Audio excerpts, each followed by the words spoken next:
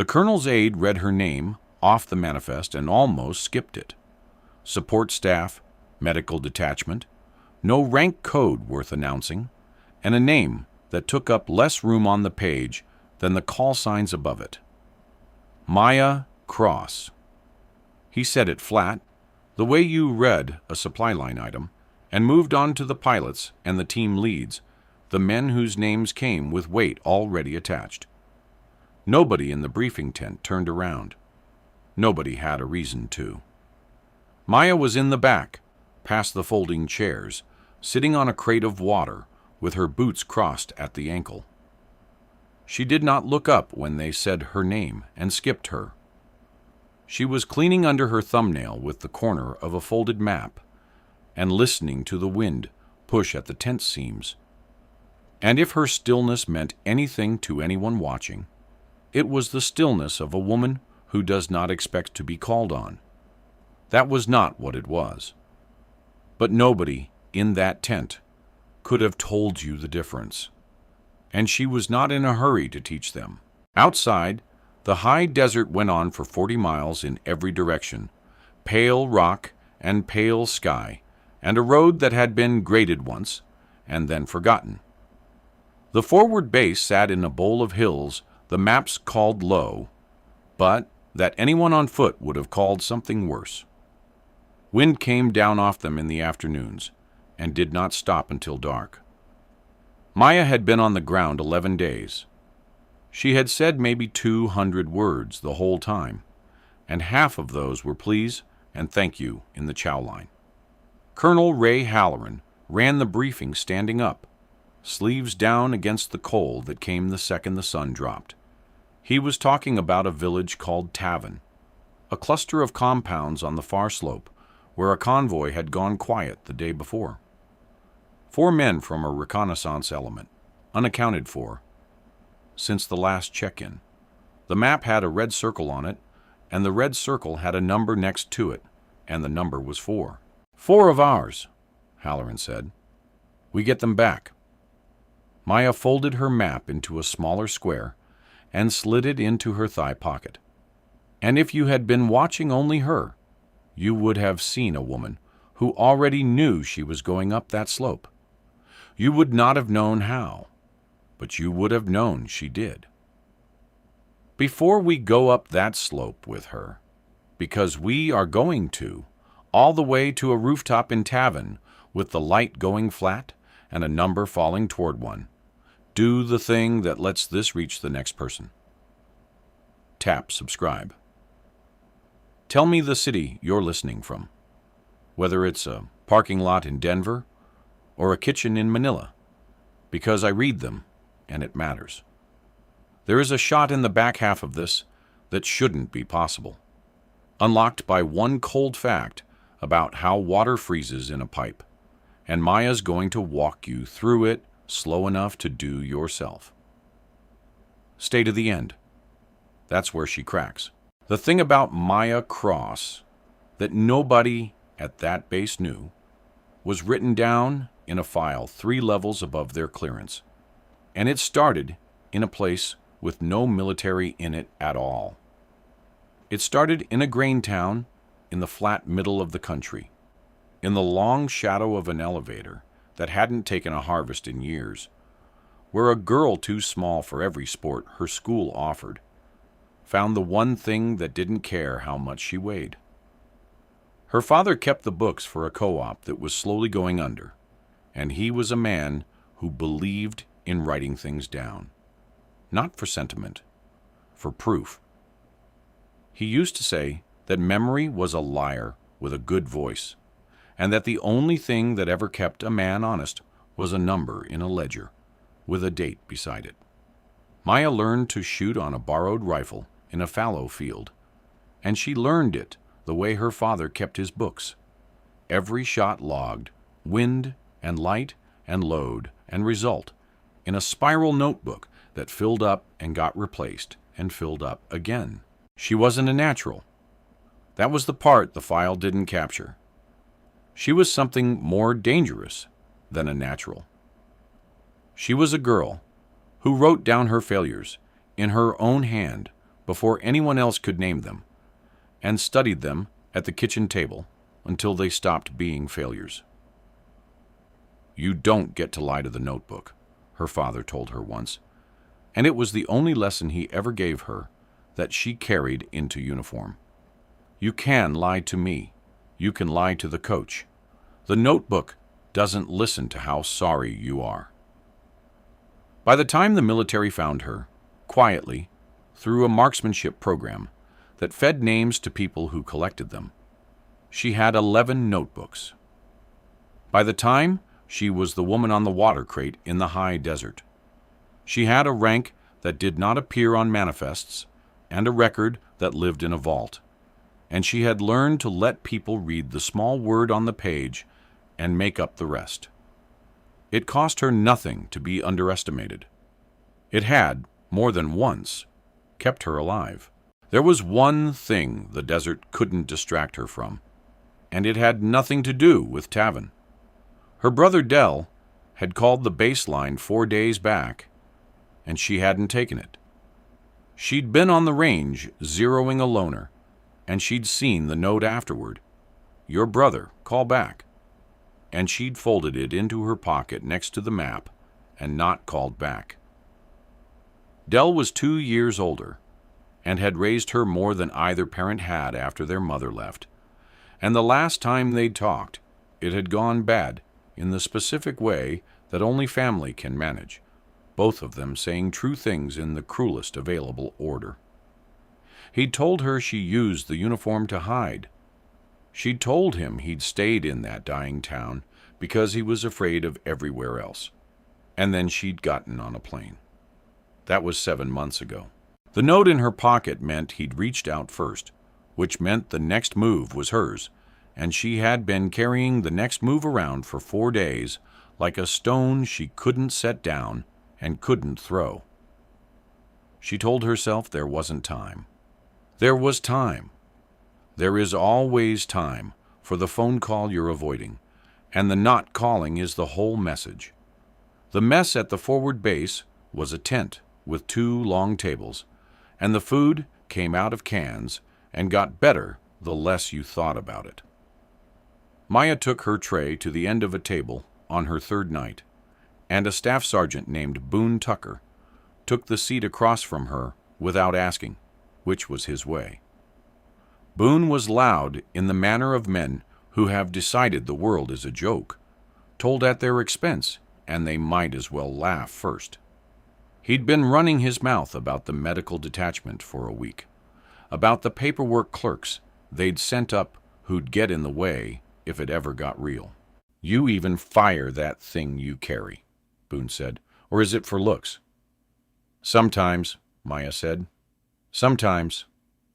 He grinned at the 2 men beside him. "She fires it sometimes. Good.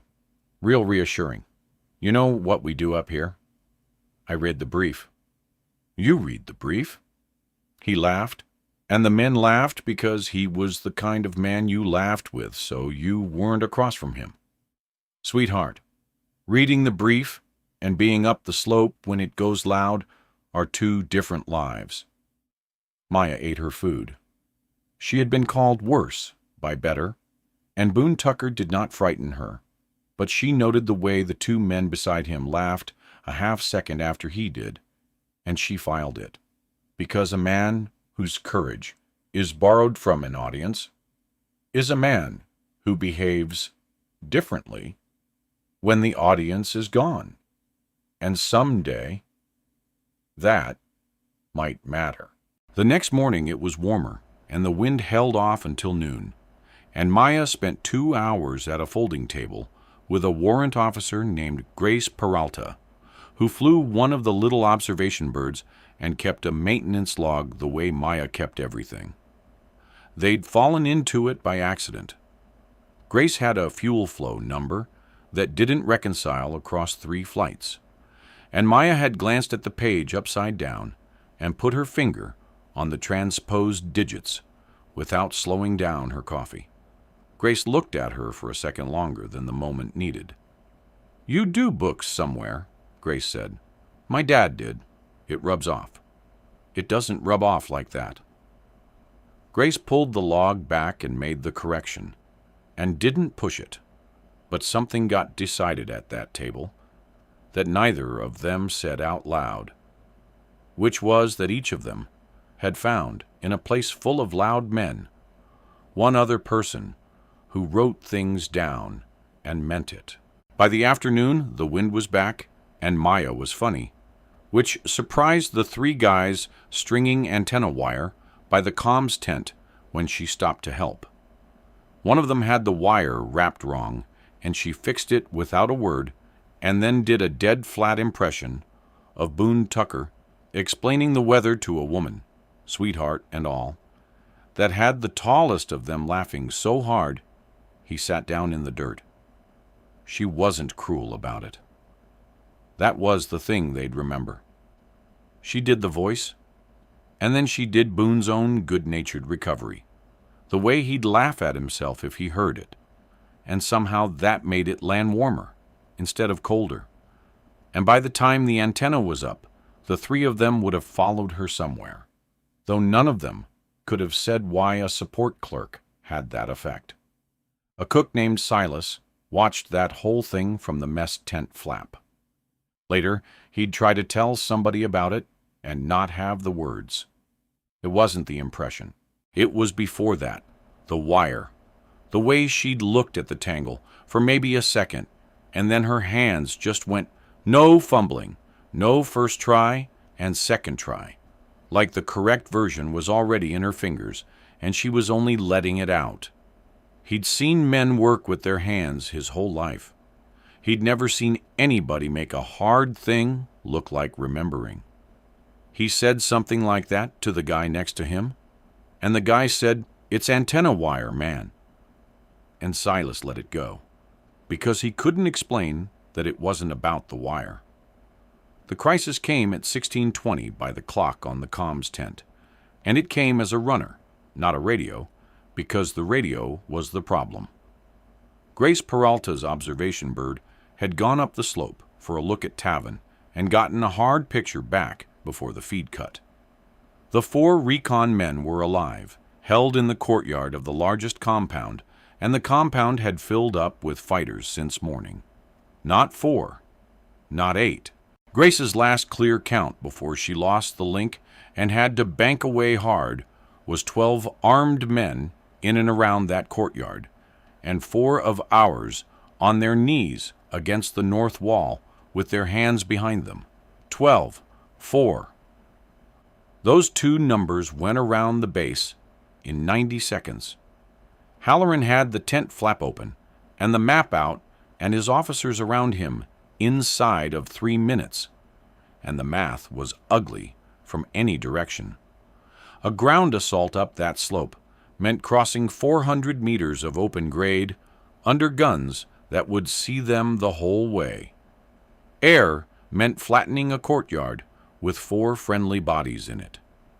Every option on the table killed some of the men it was meant to save, and Halloran knew it, and the tent knew it, and the number 4 sat in the middle of the table like a thing that was already shrinking.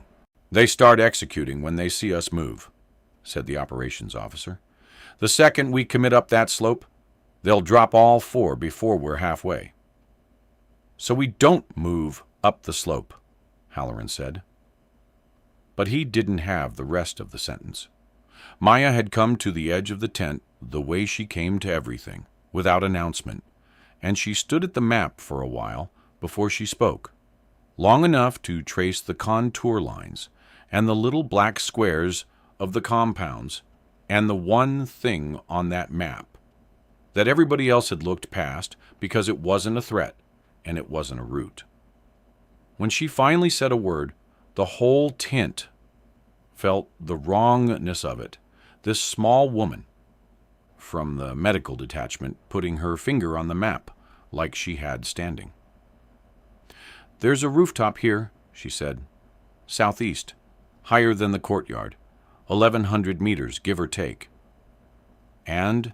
the operations officer said. Halloran was looking at her differently.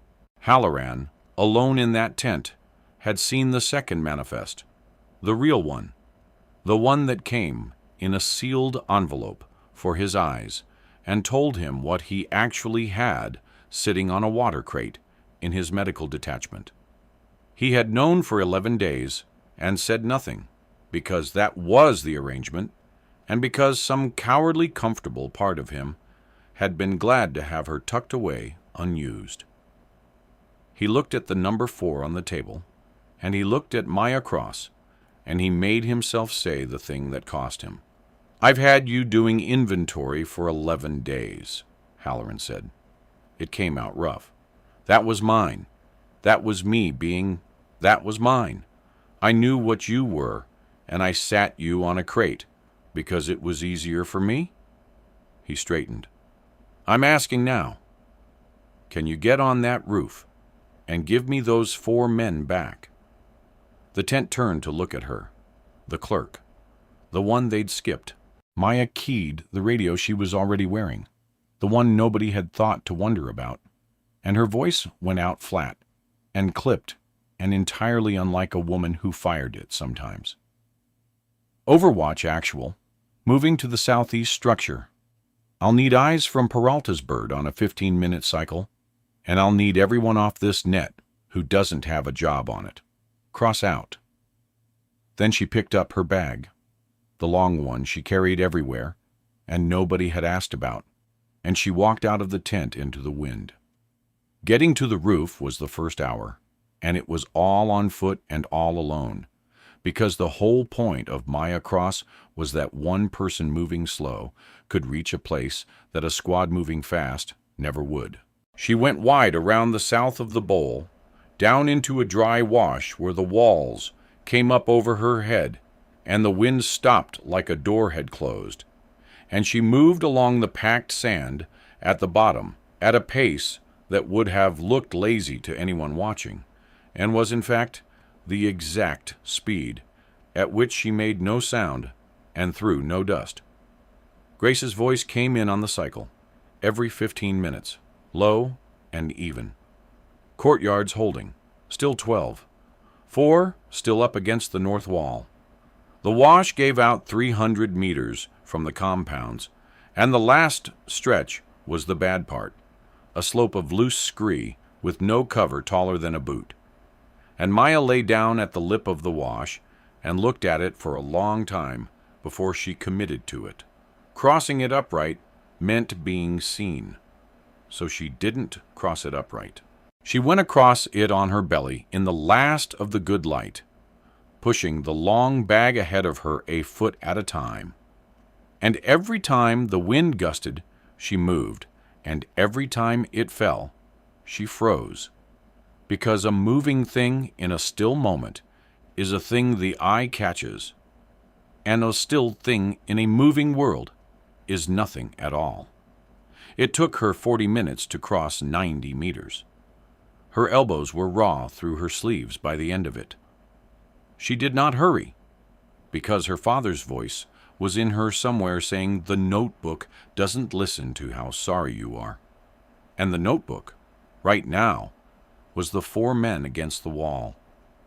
The southeast structure was a 2-story compound with an outer stair, abandoned, the kind of place that had been somebody's home before the war, made it a coordinate.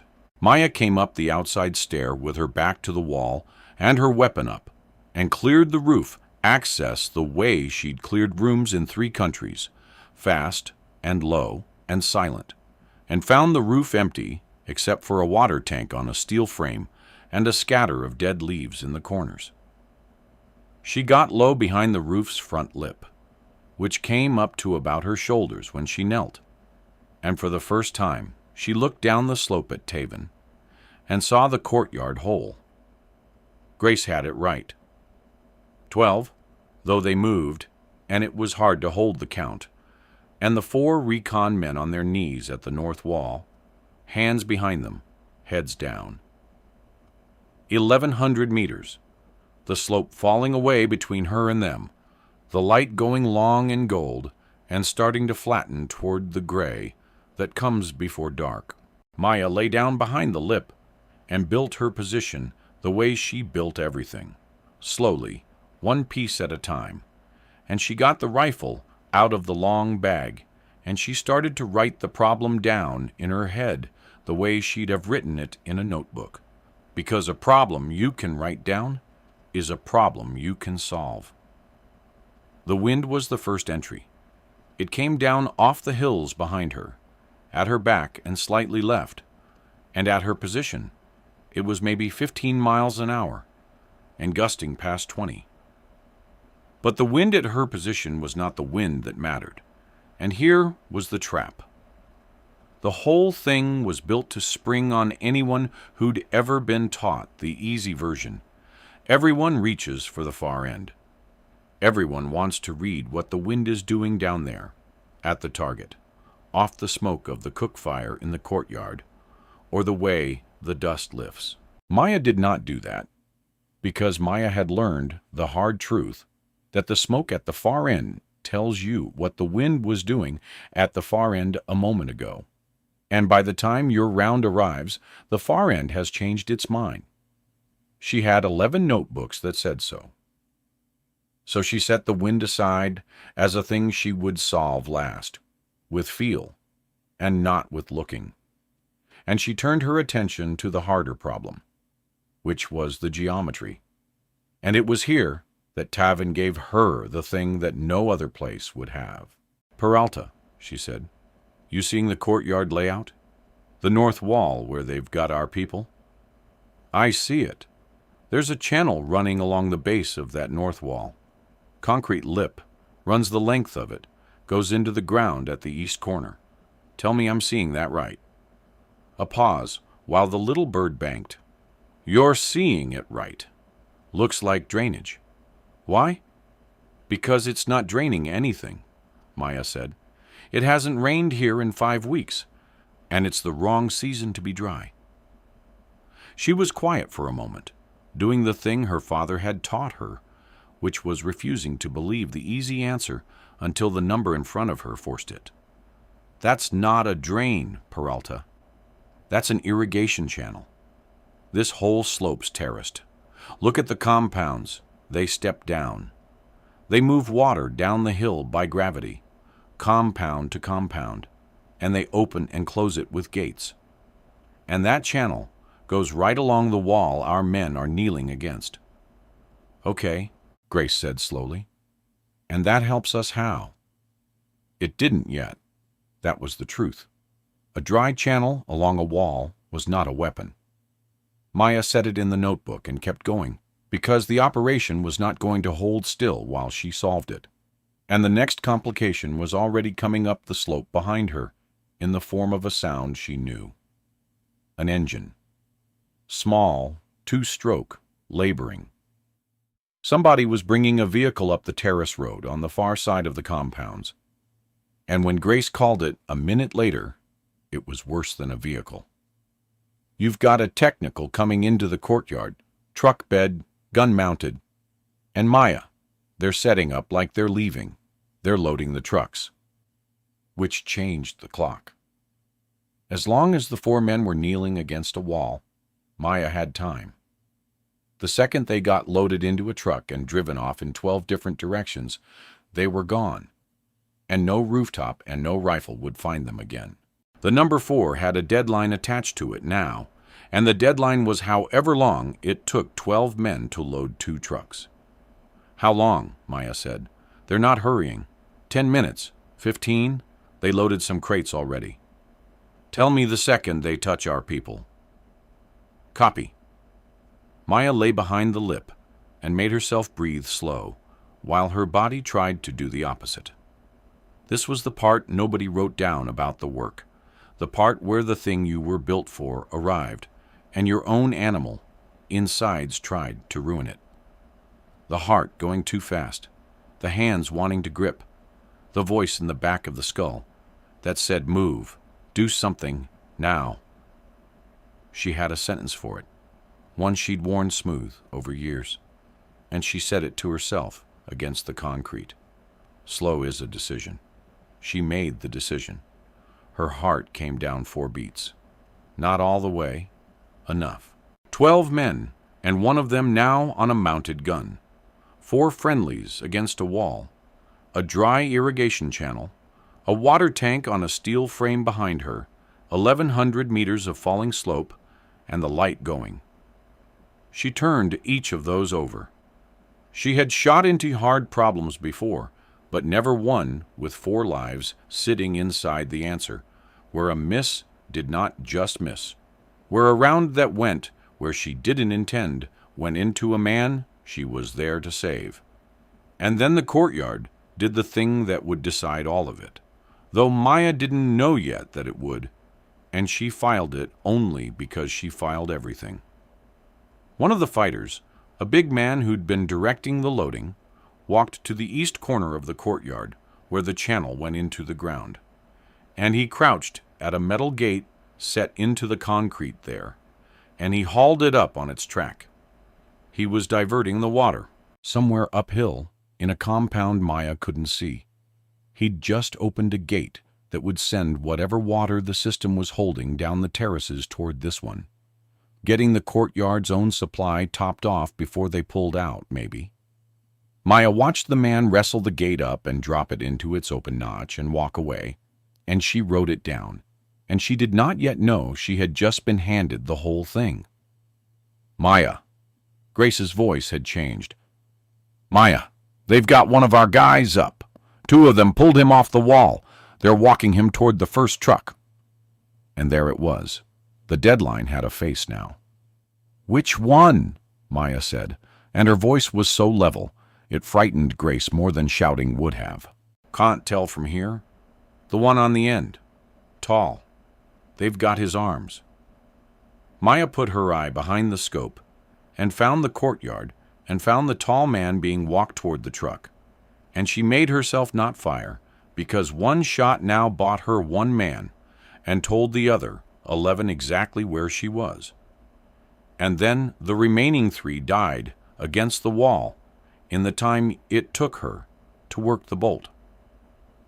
This was the choice they didn't train, the one past the edge of the skill, the one where being the best shot on the slope was not the same as knowing which shot to take. She could save one, right now, clean.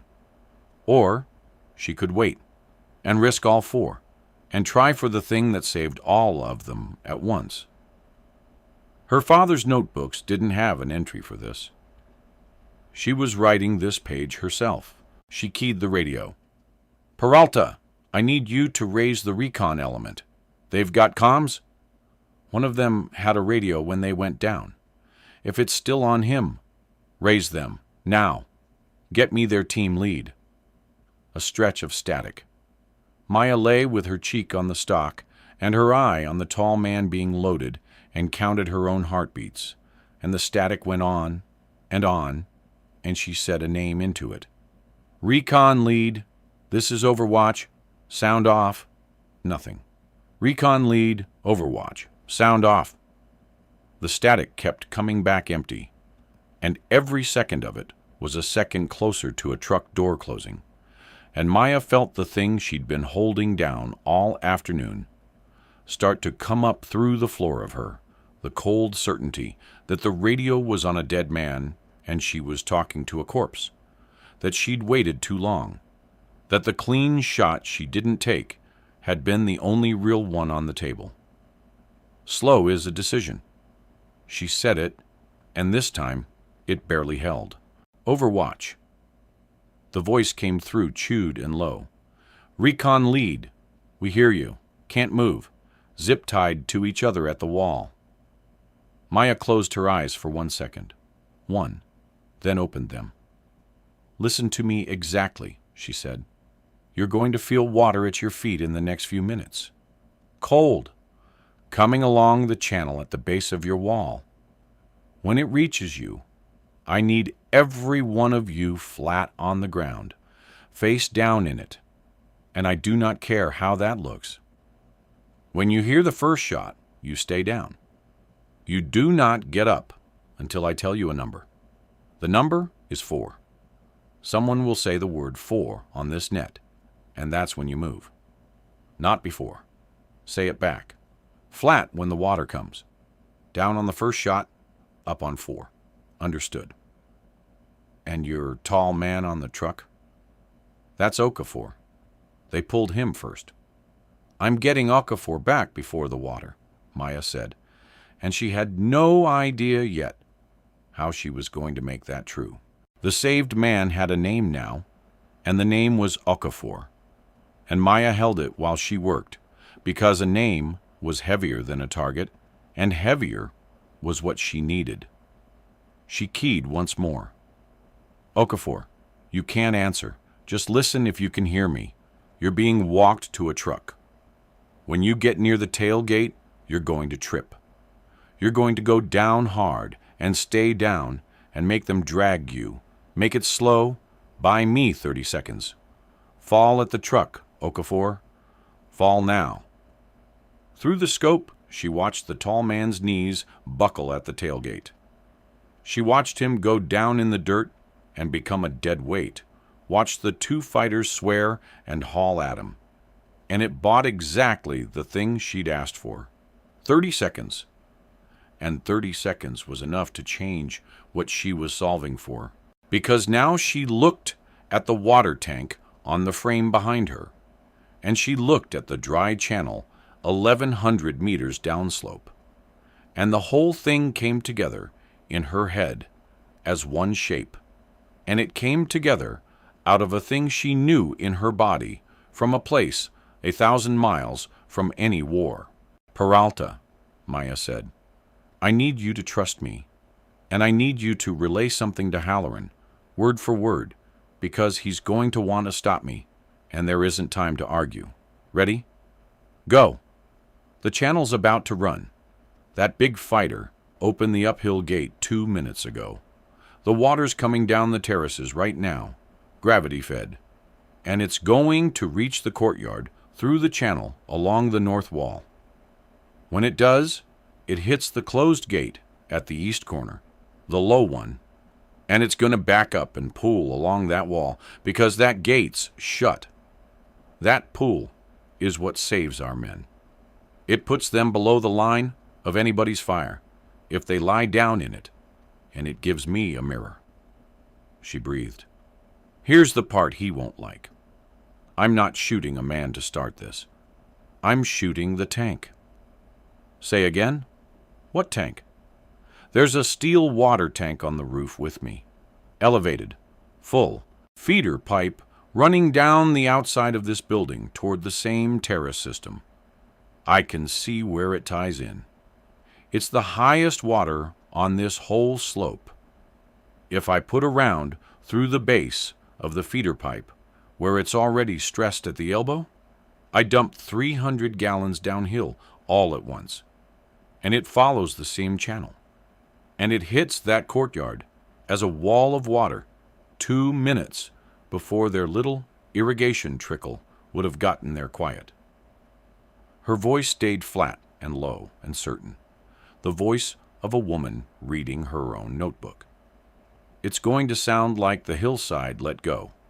12 men in a courtyard hear water coming down on them in the dark. They don't think ambush, they think flood.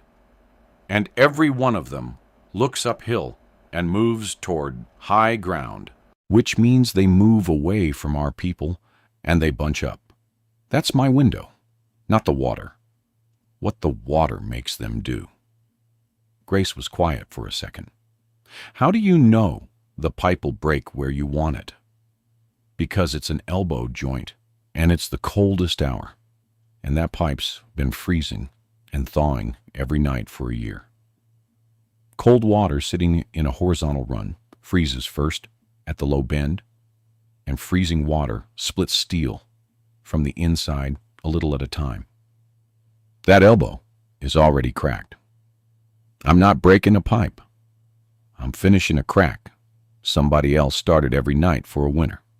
One round, right on the seam, and the weight of the water in the tank does the rest.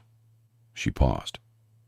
I grew up watching pipes burst at the exact same joint every February. You learn where water wants to leave. It always leaves at the bend, and it always leaves low. Relaying now, Grace said. Halloran's not going to love it. He doesn't have to love it. He has to keep the net clear. Maya shifted her weight and brought the rifle around, not toward the courtyard now, but toward the base of her own building, where the feeder pipe came down off the tank frame and turned at a rusted elbow to run along the foundation toward the terrace tie-in. It was close, 40 feet, an easy thing to hit, and a hard thing to hit right, because she didn't want to shatter the pipe. She wanted to open the seam at the elbow and let the head of water in the tank do the tearing. She found the elbow in the scope. She found the darker line of the old crack along the outside of the bend, exactly where a February of freezing had promised it would be. She put the reticle on the low side of the seam, because water leaves low, and she waited for the wind at her back to fall, feeling it on her neck rather than looking for it anywhere. And when the gust died and the air went still against her skin, she pressed the shot. The sound of it flat and enormous on the empty roof, and then a second sound, the tank frame ringing, and then a third sound that was not a shot at all, but a low structural groan as the seam let go and 300 gallons found the door Maya had opened for them. The water came off the frame in a slab and hit the channel and went downhill in the dark with a noise like the slope itself was moving, and Maya was already back on the courtyard, watching, waiting for the water to do the only thing she actually needed, which was not to drown anyone or to hide anyone, but to make 12 men look the wrong way at the same time. The wait was the worst part, and it was the part nobody could shorten. The water had 1,100 meters of channel to travel, and it traveled at the speed of water, which is to say, slower than fear. And Maya lay behind the lip with 4 lives, inside a decision she'd already made and could no longer unmake. And nothing happened. Nothing happened for what felt like a year, and was in fact about 90 seconds. The courtyard went on loading trucks. Okafor lay in the dirt at the tailgate, making himself heavy. The recon men knelt at the wall, and Maya, who had bet everything on a thing she could not see and could only trust, felt the doubt come up hard that the channel was blocked somewhere, that the water had found some other low place to go, that she'd read a crack in a pipe 1,100 meters uphill and staked 4 men on plumbing. Then the first fighter's head came up. Then another. Then a shout went across the courtyard that even at 1,100 meters carried the shape of alarm, and the water arrived, a black sheet of it coming along the north wall and hitting the closed east gate and rearing up exactly the way she'd said it would. And 12 men in a courtyard did the thing that water, in the dark, makes men do. They ran uphill. They bunched. They turned their backs on 4 kneeling prisoners and looked up the slope toward the sound with their weapons pointed at a flood. And the 4 recon men, God bless them, went flat into the rising water at the base of the wall the second they felt it at their knees. "Down!" Maya breathed. "Stay down!" And she started to work. She did not hurry even now. This was the thing the notebooks had built, the ability to be fast without hurrying, to spend each round like it was the last one she'd ever be given. The men were bunched at the uphill side of the courtyard, looking away, and she took them from the edges in, the way you take anything you don't want to collapse toward the middle. The outside men first, so the inside men had no reason to turn.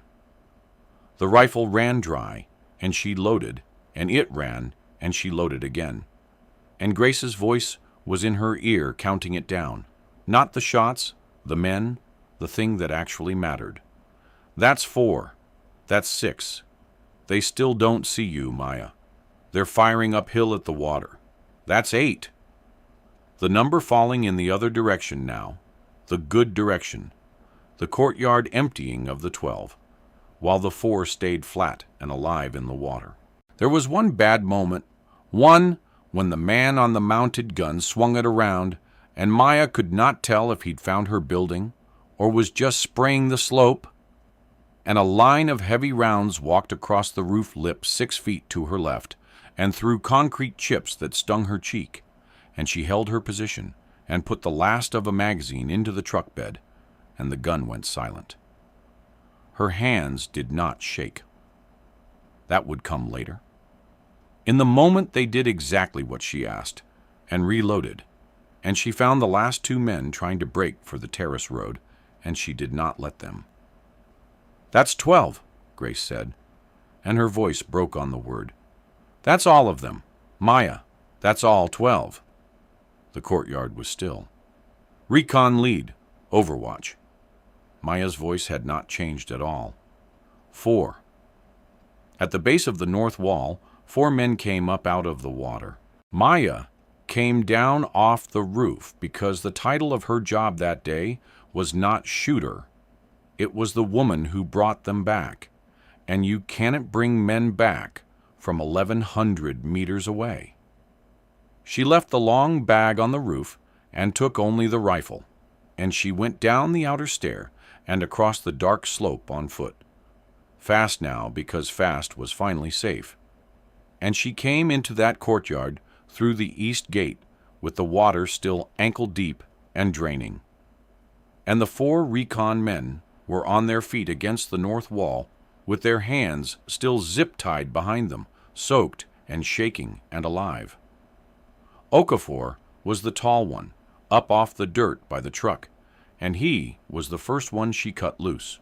She had a folding knife out, and she got behind him and found the zip tie and worked it. And his wrists came apart, and he turned around and looked down at her. This small woman in a wet medical detachment uniform, who had just emptied a courtyard, and the first thing out of him was a question that had been sitting in him since the wall. "Am I going to see my mother?" Okafor said. His voice came apart on it. I'm the only one left. My brother. Last year, she can't. I promised her am I going to walk out of here?" Maya moved to the next man's ties and cut them, and moved to the next, and she gave Okafor the only kind of answer she trusted, which was not a hope and not a there, but a fact, delivered flat, the way her father delivered a number in a ledger. "You're standing in 3 inches of water, 1,100 meters from my rifle, and there's nothing left in this courtyard that can hurt you," she said. "I counted them out myself.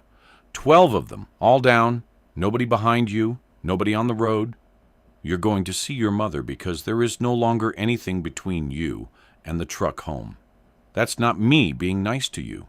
That's the count." She cut the last tie. "You walk out of here, all 4 of you. I already did the hard part." Okafor put both his freed hands over his face and stood in the water and let a sound out that a grown man only makes when a thing he'd stopped letting himself want turns out to be real.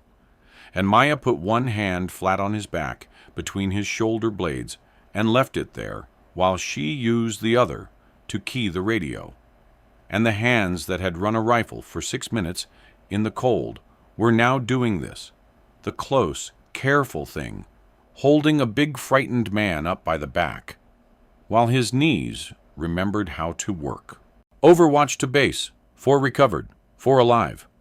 Bring the trucks up the terrace road. It's clear. Cross out." They came up the slope for them in the dark, and the drive back down was the 4 recon men, wrapped in every blanket the base owned, and Maya sitting on the tailgate with her boots swinging, looking back up at Taven, saying nothing, because everything had already been said in the only language she trusted, which was a number that had started at 4 and gone down to nothing and come back up to 4. The base that received them was not the base she'd left. Word travels at the speed of radio, and every soul in that bowl of hills had been on or near the net when the count fell. And when the trucks rolled in, there were men standing in the cold who had no reason to be up except to see the medical detachment clerk come back down off a mountain with 4 live men she'd been told were as good as gone. Nobody cheered. It wasn't that kind of quiet. It was the other kind. Boone Tucker was at the edge of the light. Maya came off the tailgate and walked past him toward the medical tent where they were taking the recon men. And Boone opened his mouth, and for the first time in his loud life, nothing came out. Whatever he'd have said, sweetheart, or you fire it sometimes, or any of the material he'd built a week on, died in his throat. Because you cannot say those things to a woman, while 4 men she carried off a hill walk past you breathing.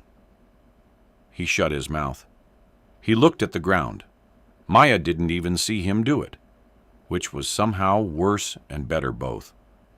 And Boone stood in the cold, with the thing he'd been for a week coming apart in his hands and no audience anywhere to laugh him back together. The shaking came for Maya an hour later, in the dark behind the medical tent, alone, where she'd gone specifically so that no one would see the thing she knew was coming. She'd felt it building since the courtyard. She got her back against the tent's cold canvas and slid down it until she was sitting in the dirt, and she put her hands out in front of her in the dark and watched them come apart, both of them, shaking like the cold had gotten inside the joints, and she let them. She didn't fight it. Her father had written that down, too, in his way. The body keeps the books, whether you like it or not, and the bill always comes. And a person who won't let the bill come is a person storing up a debt that compounds. So she sat in the dirt behind the tent and let her hands shake themselves out and breathed. And after a while it passed, mostly, and she got up and went to find coffee. The review officer arrived 2 days later, because a support staff clerk emptying a defended courtyard from 1,100 meters is the kind of thing that generates paperwork before it generates medals, and his name was Warren Kettler, and he flew in from a regional command with a folder and a certainty that something was being covered up. He set up in the operations tent, and he asked for Maya Cross, and he had her file, the thin one, the manifest one, open on the table in front of him when she came in. Specialist Cross, Kettler said, reading the small word off the page. Medical detachment, support staff. That's what it says. It says you fired 41 rounds and accounted for 12 armed combatants at ranges out to 1,100 meters at dusk in a 15-knot crosswind, with 4 friendly personnel inside your beaten zone, and recovered all 4 without a scratch. He set the folder down. You understand my difficulty. That's not a support staff engagement. That's not a thing that happens, so one of 2 things is true. Either this record is fiction, or you are not who this manifest says you are, and I'm going to sit here until I know which. Maya sat down across from him without being asked, which was its own answer, and she looked at him with a patience that had 11 notebooks behind it. Pull the aviation log, she said. Warrant Officer Peralta ran an observation cycle over that courtyard the whole time. Every count I called, she confirmed, and time-stamped. Pull the recon element's statements, 4 of them, taken separately, and they'll match on every detail because I told each of them the same thing on the same net, and they all did what I said. Pull the ballistic record off my weapon.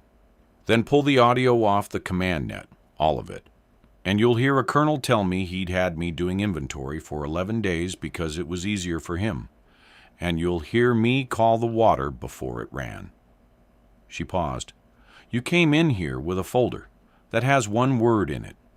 There are 6 other records in this camp that have the rest of the words. I'll wait while you read them, but you're going to end up in the same place, so it's a question of how much of both our afternoons you want to spend. Kettler looked at her for a long moment. Then he pulled the aviation log, because he was not a stupid man, only a certain one. And certainty is a thing that survives exactly until it meets a time-stamped record. He read Grace's log. He read the first recon statement, then the second, and by the third, he'd stopped reading them all the way through because they matched, and he could see they matched. He listened to 90 seconds of the command net and took his headphones off in the middle of Halloran's voice, saying, "It was mine. That was me being." He closed the thin folder. He sat with it under his hand for a second. "The manifest's wrong," Kettler said. It wasn't a question anymore. "The manifest's exactly as wrong as it's supposed to be," Maya said. "That's the point of it. You can put in your report that it did its job right up until it didn't." The two-hander came on the fourth night, when most of the base was asleep, and Maya couldn't be, and she found Grace Peralta sitting on the same crate of water she'd been sitting on the day they skipped her name, out at the edge of the light with a canteen cup of something that had stopped being warm. Maya sat down beside her without a word, and for a while neither of them said anything, which was the comfort. Two people who wrote things down sitting in the kind of quiet that doesn't need filling. "I almost didn't wait," Maya said finally. She hadn't told anyone this. She'd decided in the dirt behind the medical tent that she never would. When they walked Okafor to the truck, "I had him. Clean shot. No wind problem at that angle. I could have taken him back right then and had one man alive for certain." She turned the cup in her hands. "And I didn't. I let them walk him to a truck, and I gambled all four on a crack in a pipe. If that seam holds, if the water goes somewhere I didn't see, those four men die at that wall. And it's because I got greedy for all of them, instead of taking the one I was sure of. I've done this a long time, Grace. That's the closest I've ever come to being wrong in a way you can't take back." Grace was quiet for a moment. Then she said the true thing, the one Maya couldn't say to herself. "You keep a notebook," Grace said. "I've seen it. You log everything, every shot, every wind call, going back years. So answer me like it's in the notebook. In all those pages, how many times did the careful read turn out to be the right one?" "That's not how many times, Maya. It's a number. You, of all people, have the number." Maya didn't answer, because the answer was almost every time, and Grace knew it was almost every time, and that was the whole point. "You didn't gamble," Grace said. "You did the thing you've done 10,000 times in a field with a spiral notebook, except the stakes were 4 men instead of a paper target, and it felt like gambling because it mattered. But the read was the same read. You've been right about water and wind and steel your entire life. The only new thing in that courtyard was how much it would have cost to be wrong. That's not you being reckless. That's just the first time the bill was that big. And you paid attention anyway, which is the only reason those 4 are asleep in a tent right now." She finally looked over. "You don't get to lie to the notebook. Isn't that the thing? So don't. The notebook says you were right. Let it." Maya sat with that for a long time in the cold. "My dad used to say that," she said quietly. "The part about the notebook. Smart man. He was." Maya wiped her face once with the heel of her hand, fast, and put it back down. "I haven't talked to my brother in 7 months. He called the baseline last week, and I didn't pick up." She let out a breath that shook coming out. "I keep books on everything, Grace. Every shot I've ever taken.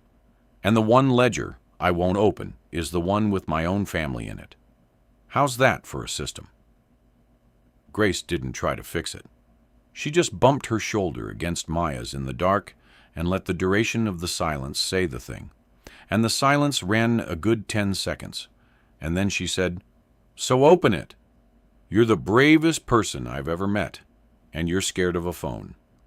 Fix that before you fix anything else.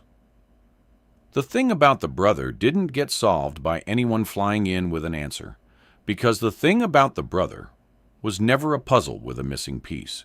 It was a phone call Maya was afraid to make, and no one could make it for her, and no stranger with a perfect insight could dissolve it. What happened instead was that Maya sat with Grace's words for 2 more days, and then she walked to the comms tent in the middle of a slow afternoon and asked the signal sergeant if she could use the line to call home. She stood there, holding the handset for a while before she dialed. She'd built a whole practiced opening once, months ago, some careful thing about how they'd both said things. And standing in the comms tent, she threw all of it out because a prepared apology is just another way of controlling the room. And she was done controlling rooms for a while. She dialed the number she'd known her whole life, and it rang twice, and Dell picked up with a wary hello because he didn't know the base exchange. And Maya opened her mouth, and what came out wasn't the speech. "It's me," she said. "You called. I'm sorry it took me a week. I'm sorry it took me 7 months. You were right that I use it to hide. I do. I'm doing it right now. I'm 9,000 miles away because it's easier than being somewhere you can reach me." Her voice was doing the thing hands do behind a medical tent. "I don't have a fight in me, Dell. I just wanted to hear you pick up." There was a silence on the line, and it had a duration, maybe 4 seconds. And then her brother, who had raised her more than anyone, made a sound she hadn't heard from him since they were kids, and said, "You dumb kid. I wasn't waiting for an apology. I was calling to say I'm sorry. I've been calling to say it. You never pick up." And then because they were who they were, "Where even are you? You sound like you're in a wind tunnel." "Little bit," Maya said, and laughed, and it was wet and cracked and real. It's a long story. I'll tell you the parts I'm allowed to.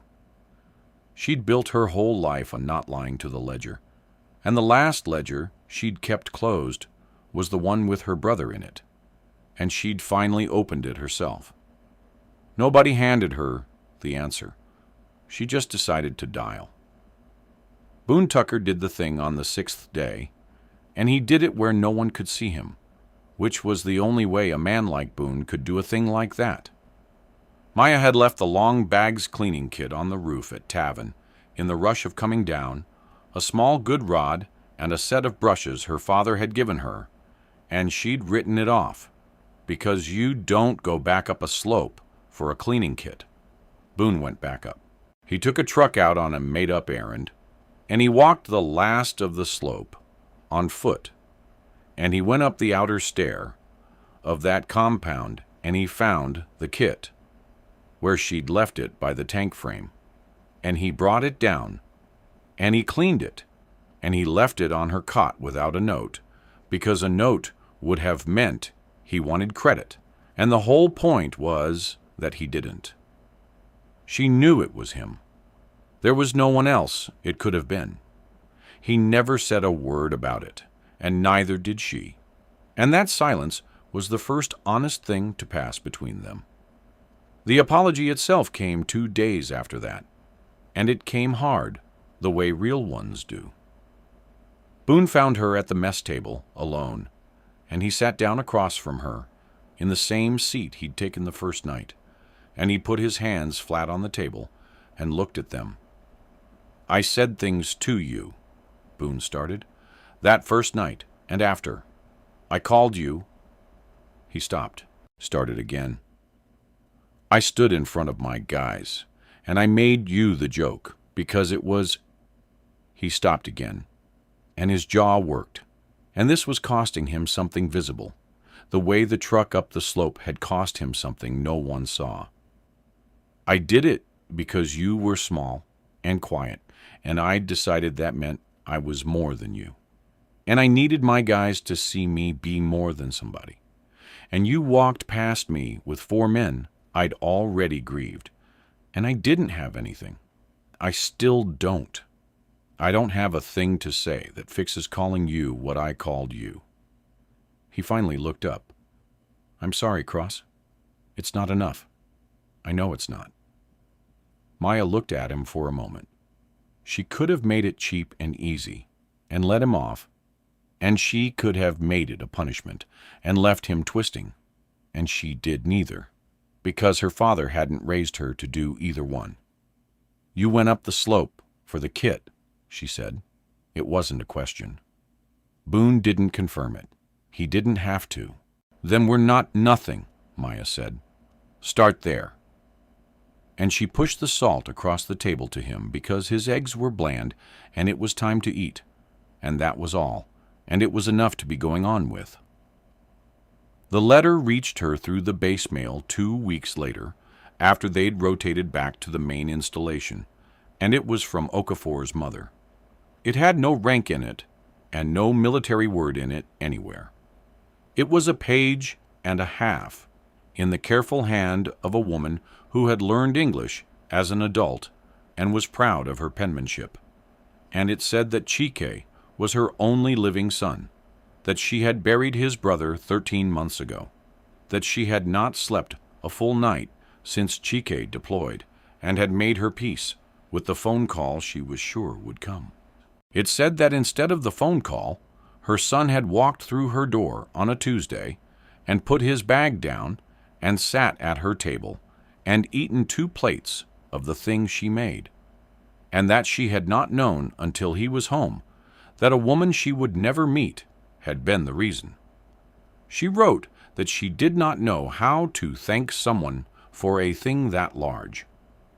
She wrote that she had lit a candle in her church for Maya Cross and would light one every week for as long as she lived, and that she hoped that was not a strange thing to tell a stranger. She signed it with her first name, Grace, which stopped Maya cold for a second. 2 Graces.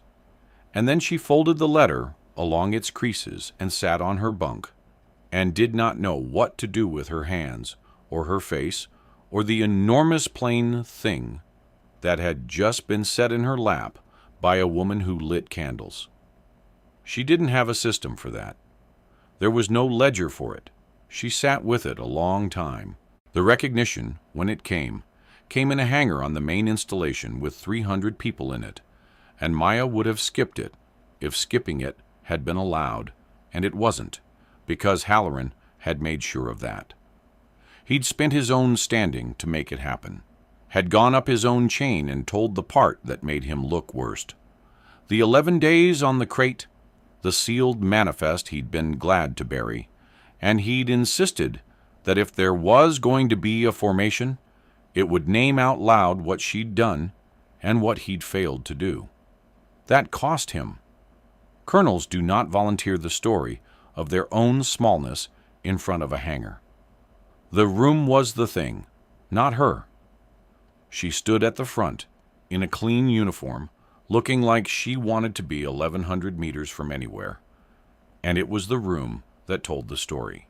It was the recon men in the second row, all 4, Okafor tallest among them, who came to their feet before the citation was even finished being read, 4 chairs scraping at once in a silent hangar.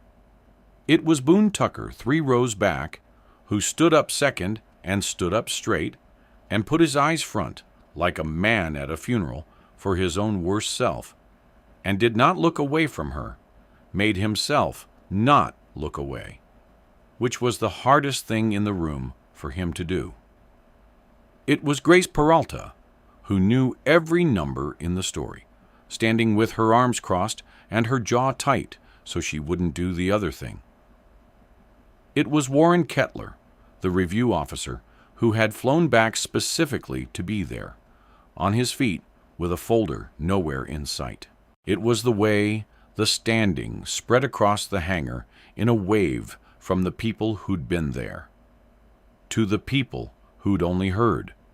300 bodies coming up out of folding chairs, and the sound it made was not applause at first. It was just the enormous rustle and scrape of a whole room deciding at once to be on its feet. And then it was applause. And it went on past the point where applause usually stops. And it kept going. And Maya stood at the front of it, small and level-eyed, and let it happen to her, because there was nothing else she could do. And the 4 men in the second row would not sit down and would not stop. She barely moved through all of it. She put her chin up a half-inch. That was all the room got, and the room understood. That was everything. Silas the cook was at the back of the hangar by the doors, because cooks stand at the back. He'd told the story a dozen times in 2 weeks and never landed it. The antenna wire, the hands, and standing at the back of that hangar, watching 300 people on their feet, he finally got it. The words showed up the way they hadn't before, and he said it quiet to the private next to him, who hadn't been there for any of it. "I watched her fix a piece of antenna wire once," Silas said, "before any of this, and I couldn't tell nobody why it stuck with me."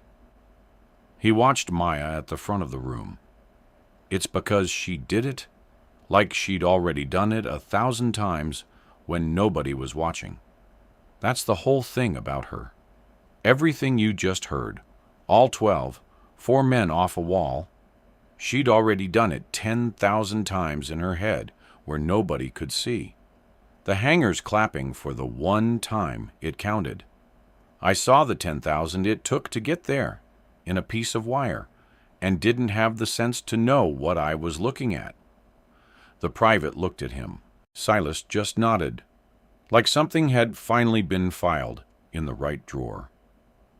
14 months later, the wind came down off a different set of hills, in a training range in the flat middle of the country, not 40 miles from the grain town Maya grew up in.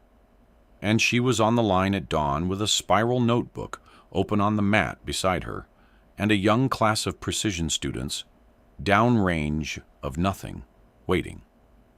Grace Peralta flew for a contract outfit now, out of a field 2 states over, and she'd driven 6 hours the night before to be there because Maya had asked her to come talk to the class about how aviation and the ground actually worked together when it counted, and Grace had said yes before Maya finished the sentence.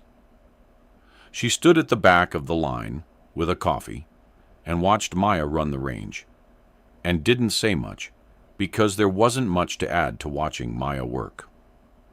Okafor sent a photograph every year on the Tuesday.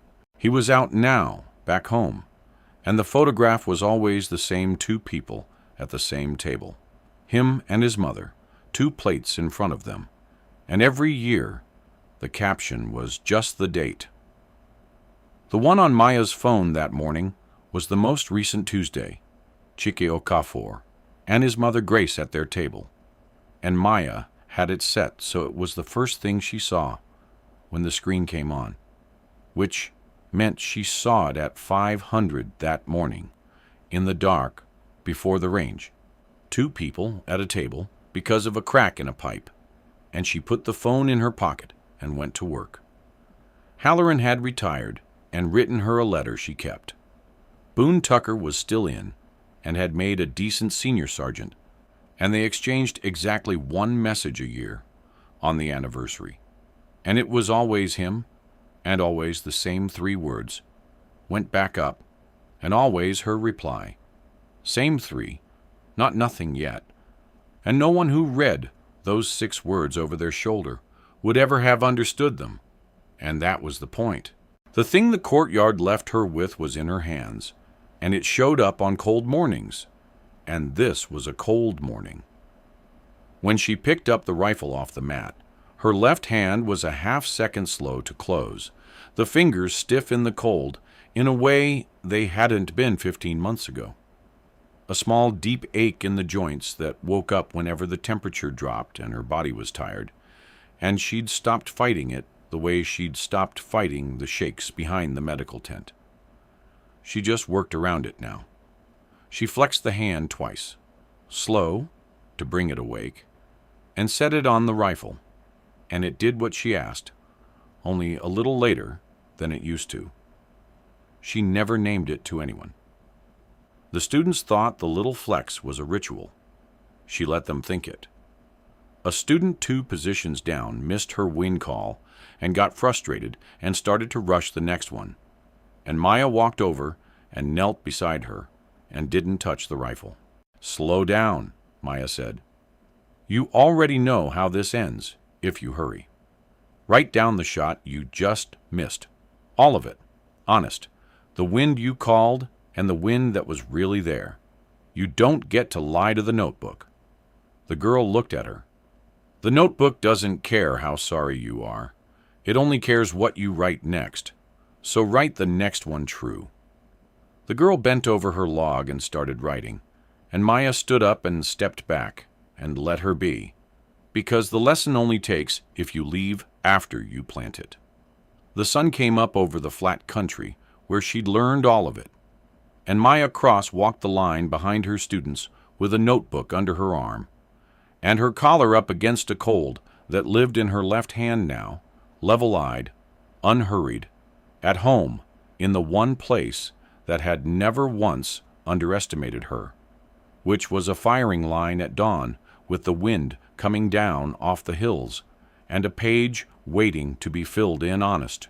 Down the line, a voice she knew called out flat and easy across the cold, "You gonna shoot sometime today, Cross, or just supervise?" Boone, of course. He'd driven in too. She didn't turn around.